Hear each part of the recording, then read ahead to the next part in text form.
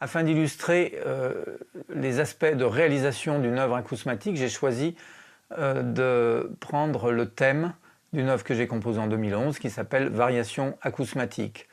Ce thème a été conçu afin de pouvoir composer 11 variations, véritablement des variations au sens traditionnel du mot, c'est-à-dire des variations sur des aspects de ce thème, des motifs, des particularités.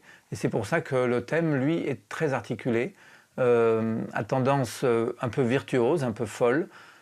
C'est un thème que j'ai construit autour justement de l'idée de la folie, avec des éléments pris dans des œuvres du répertoire classique, Donizetti et Rameau pour des airs de la folie, et Paganini pour son violon du diable, son violon diabolique, sa virtuosité, ainsi que d'autres sons de type rebond, itération, alors soit en crescendo décrescendo rythmique, soit de façon plus stable, suivant les cas, et quelques motifs aussi d'explosion.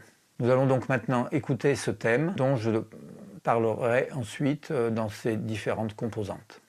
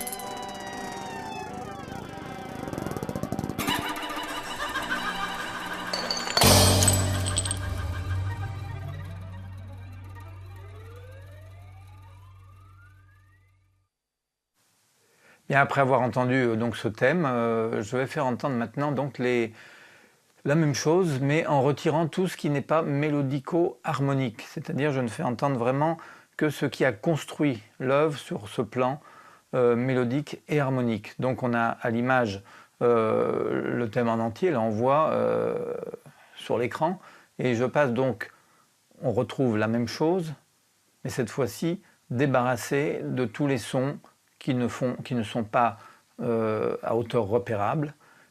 Et je fais donc écouter maintenant cette partie, mais seulement l'aspect mélodique et harmonique de la pièce.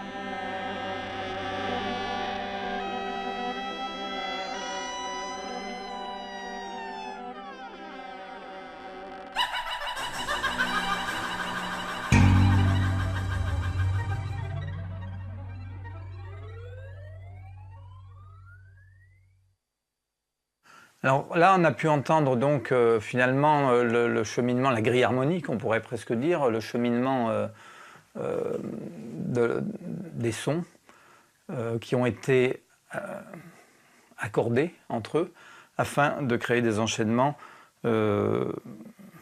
simples mais efficaces sur ce plan harmonique. Je voudrais mettre l'accent par exemple sur la basse, sur les éléments qui constituent la basse, qui sont ceux qui sont en violet, là, que je sélectionne maintenant, et faire entendre donc leur parcours mélodique. Donc hauteur très repérable. Il en va de même pour le suivant.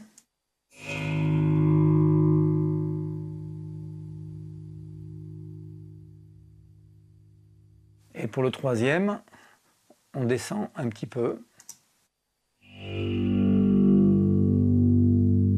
de plus ou moins un demi-ton.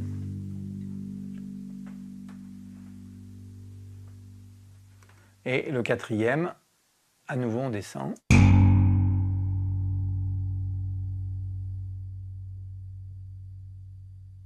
Donc ces 4 impacts graves construisent le cheminement, la base fondamentale, on pourrait dire, de ce thème, dans la mesure où au-dessus on a des évolutions harmoniques qui correspondent à la fois à une ouverture du spectre de l'ambitus et de la tessiture, mais aussi à une forme d'assombrissement harmonique, du fait qu'à la fin, bon, on récupère, si on peut dire, de la gamme, enfin du jeu du violon, on récupère des accords de septième diminué, donc ceci.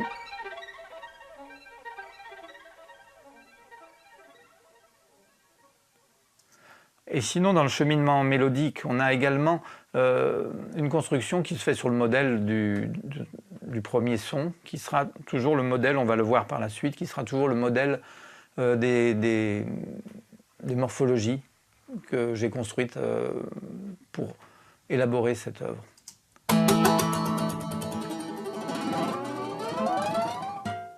Donc on a cette forme-là mélodique avec hauteur stable, puis glissé, puis petit impact final.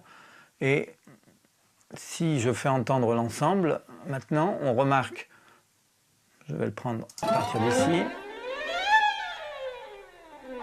qu'on reste relativement stable. Pareil pour ces interventions. Et là, avec donc cette montée mélodique, et c'est ici qu'après ce mouvement glissé ascendant, qui vient imiter le motif ascendant qui est chanté, enfin qu'on entend par les voix féminines, ce motif ascendant va permettre de générer ensuite une ouverture mélodique, dans la mesure où certains sons vont aller vers l'aigu de façon presque infinie, par une sorte de bouclage, tandis que le motif glissé qu'on entend montant va se mettre à descendre dans la partie la plus basse. Le grave qui est ici, on l'a entendu tout à l'heure, il est stable. Nous avons donc ici les sons joués par un violon qui monte sans fin, en même temps que nous avons ici ce son électronique qui glisse vers le grave, et pendant que surgit progressivement ici un motif, lui, à nouveau stable, c'est-à-dire il ne monte ni ne descend.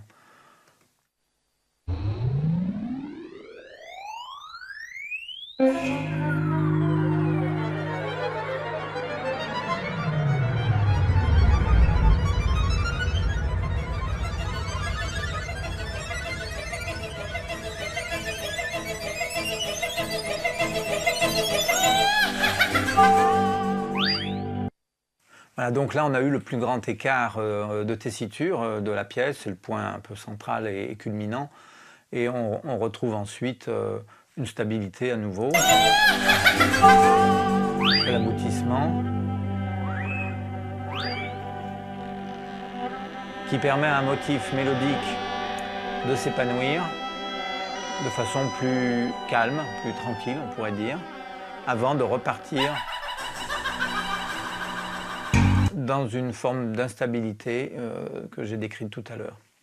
On peut voir ainsi que cette partie mélodico-harmonique est à la base de la construction de ce thème.